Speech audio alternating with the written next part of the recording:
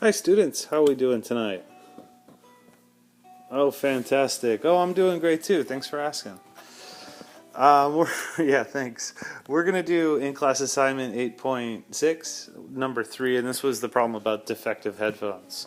And this is also about the normal approximation to a binomial event. So we have that there's 2% defective headphones at a certain company, quality control officer samples about samples exactly 900 every day. We're going to verify that this is a binomial setting. We're going to verify that we can use a normal approximation in this situation. Number C, we're going to find what the expected number of defective headphones per day is. Part D, we're going to find the standard deviation of X. Part E, we're going to sketch the bell curve. Part F asks for 10 defects or less. Part G asks for what's the probability of finding 30 defects or more. H asked if we find 30 in a day, is that unusual? And what about 15 in a day? Is that unusual? Whew, it's a lot of questions. Keep you guys busy, don't I? Don't worry, I keep myself busy too. Okay, so verify that this is a binomial setting. And we're going to check to see if bins is satisfied in this case. So bins again is binary. Is this binary? And the answer is no. Yes, just kidding. Yes. Yes, there's a clearly defined success. A success in this case is actually finding a defective headphone. It doesn't sound like a good thing, but in this case, that would be a success. We want to find out and root out those defective headphones, or at least we want to know or be able to estimate how many headphones are defective in a particular batch. So that was my cat on his cat scratcher. Stop making so much noise. They want to estimate how many samples are bad, and if you start finding a lot of defective headphones, maybe that means there's an issue with your material or your machines. Okay. Binary, independent. So I'm sorry, a failure in this case is actually a good headphone. Stop it, kitties. Okay, is this independent? And we're going to assume so, yes. We'll assume so. That is, finding one headphone shouldn't affect finding another headphone, if everything is working properly, that is. If things aren't working properly, then maybe you'd start finding more defective headphones. Or maybe it's a good thing, maybe it's less defective headphones. Number is n. And is the number fixed? Yes, the number is fixed. N equals 900, that's fixed. So we're good there. And the last part is success. And the idea with success, again, is that the probability of success is going to be, we're going to have it 0.02 since 2% of our headphones were defective. And we're going to assume there's essentially, for every time you sample a headphone, there's a 2% chance that it is defective. So probability of success is going to be 2% or 0.02 for each trial. Part B, verify that this is that we can use a normal approximation in this case. And give it a pause. If you're not sure how to do it, give it a try. Okay, welcome back. Well, we need to check two things for the normal approximation. And what we're really trying to do here is ensure that our trial size is large enough that the distribution of the number of successes and failures makes this really nice mound-shaped. So mound-shaped that you can use this beautiful normal curve to find, let's say if you're looking for the probability that you'd want 18 or more or something like that, and then you're looking for these bell curves, that part of the bar chart Well, you're going to use this normal curve and the area under the normal curve to approximate that. Okay, so is NP and N1 minus P greater than 10? Well, N was 900, and P is 0.02, which is actually fairly small. Is that greater than 10? Multiply it. I don't actually have my calculator with me today, so hopefully that equals 18. So 18 is bigger than 10, barely. Let's see what happens here on the other side. We're going to have 900 times 1 minus P, or the probability of failure, which is 98, and that's going to end up being a pretty big number. I'm going to guess it's 982. And last time I checked, that number's definitely bigger than 10. Okay, expected value. Well, if 2% of headphones are defective, and we're going to sample 900 of them, assuming there's a 2% chance for each one to be defective, we would expect what? 2% of that 900. So for a binomial event like this, the expected value is NP, and N was 900, and we're going to take 2% of that 900, which should be 18. So we'd expect in a random sample of 900 of these headphones, on average at least, if we were to take multiple samples over and over and over, we would expect on average that each one has 18 defective headphones. Part D, standard deviation of X, also called sigma. Do you remember this formula? I hope so. You need it for the test.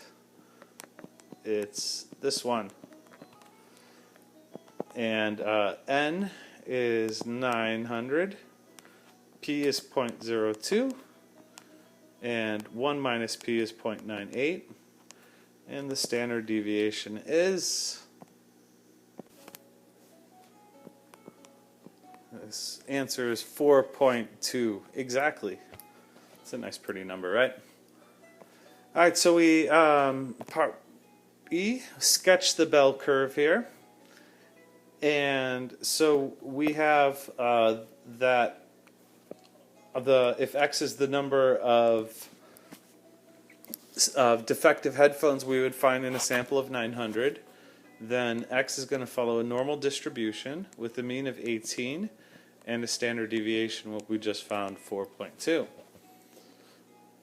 So this bell curve is going to have, we're going to include 2 standard deviations. It's going to have a mean, on average, of 18, standard deviation of 4.2. So I'll add 2 standard deviations to the right and take away 2 standard deviations to the left.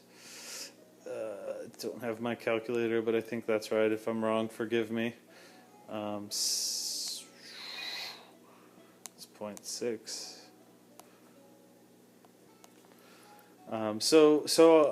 For instance, why do I have you do this? Because on average, you could think that about 68% of samples, for instance, you'd expect to get about 13.8 or 14, we'll say, to about 22 defective headphones. And 95, for instance, nearly all the time, if you're doing this over and over and over, 95% of the time, you would expect to find between 9.6 and 26.4 headphones, or 9 to 27, 10 to 26, something like that. So you'd already kind of expect that if you do get something maybe like 30 bad headphones in a sample, well, that's nearly 3 standard deviations away here from the mean. That's fairly unusual. That shouldn't happen very often under these conditions. Part F. So what's the probability of finding 10 defects or less? Now here is the part where I don't actually have my graphing calculator, so you're going to have to figure it out for me. So we have here a normal curve, and we expect 18, on average 18. We're looking for the probability we get 10 or less. So 10 is out here. We have a standard deviation that we calculated at 4.2. Couple ways I could solve this if I didn't want to use normal CDF, but I probably do.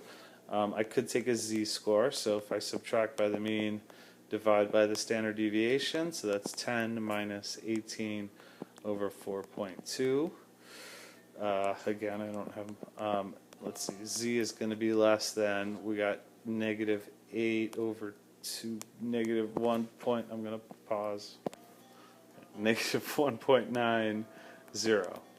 Now I could go to the z table now, since I'm looking for the area to the left of negative 1.9 standard deviations, or 1.9 standard deviations to the left, and I can get this value right off my z-score if I just line up that z-score. So otherwise, I want you to figure out, how do we do this? Okay, we need our normal CDF, right? Let me go over this actually, and then you can type it and tell me what the answer is. So we're going to use normal CDF otherwise on the calculator. And again, I think this is the easier way to go since we have technology. Let's use it. And we always put in lums. And by lums, I mean lower, upper, mean, standard deviation. And when I mean lower and upper, so what normal CDF is doing is we have this bell curve, and this bell curve goes all the way out to negative infinity. It's technically an asymptote. It gets infinitely close to that x-axis, but it never ends up actually touching. But what this normal CDF is doing essentially is it's starting from wherever you tell it to. So if I call this like the smallest number, negative 999, it's kind of trying to find this area, shade the region, figure out what that area is, all the way up until some value u, the upper limit, and then it stops. And what it gets you is this area. So when we put in lower, for instance, when I put in negative 9999, I put a bunch of nines. I'm trying to really get it to start at negative infinity, but in reality, you really just go over a couple standard deviations, and you're probably far enough. But just may as well go out there. So the upper would be 10 in this case.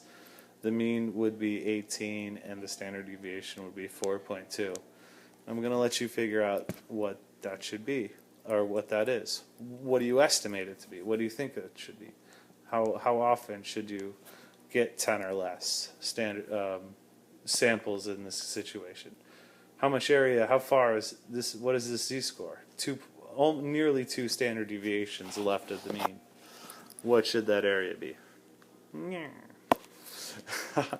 How about 30 or more? So try this, pause it, give this a try. Now that you know how to do the last problem, pause this, give this a try. The probability we get 30 or more under this circumstance.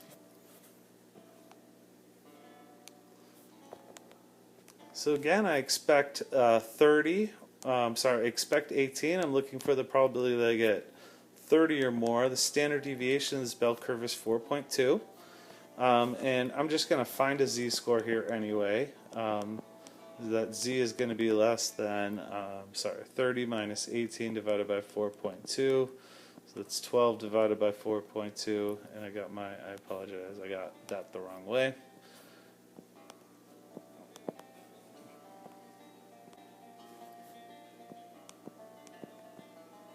So this is going to be 2.86 standard deviations to the right. Again, I don't have my normal CDF, but if you wanted to, this is the same if you have the normal table or the table in the back of your book, or if you want to, on the test, use a normal table, you can use one. The probability that z is greater than 2.86 is 1 minus the probability that it's less than. That's all that. The reason why I write this is because this is the number you can actually find on the z table. That is putting this number 2.86, lining that up, and you could do 1 minus that number to get your answer. Or again, you can use normal CDF. if you want to use normal CDF, you tell me what should what should the code here be. So the lower now, the smallest number that we're starting here at 30. We're looking from 30 and beyond. So we're going to go from 30 out to infinity. A couple 9s will do just fine. And then the mean was 18, and the standard deviation was 4.2. And hit enter, and you got your answer, because I don't know what it is. Almost done.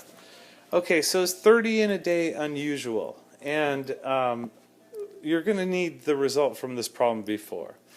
I don't know what this result is. I forgot what it was. But I can tell you it's going to be fairly unusual. 2.86 standard deviations above the mean is far enough out there. Is this unusual? I would say yes. Yes, this is unusual. And why is it unusual? There is only a, I'm going to assume it's a 0 point something something something % chance that this would happen randomly. That this would happen randomly. Now, as we go on through the course, the idea is now, okay, I'm going to make up a number since I don't know exactly what this was, but let's say it was 0.42. Now you have a problem. There's two things that could happen here. It could be random chance. It could be that 1 out of 200 or 300 times that you'd expect this to occur, or there could be something wrong. There could be some other effect in this case, right? There could be something wrong with the machines, or something wrong with the material, or something wrong with this, or something wrong. There's obviously something wrong. This shouldn't happen very often, and it's happening. So what? 15 in a day, I'm going to let you calculate exactly what that probability is, but I'm going to tell you that if we expect 18, 15 is less than 1 standard deviation to the left. Standard deviation was 4.2, so it's not going to be very unusual. In fact, if I found 15 in a day, I would probably think everything is just business as usual, right? No reason to suspect anything is wrong in that case. I hope you had fun with this video. Hope you learned something. Hope you got something out of it, and happy studying. Good night.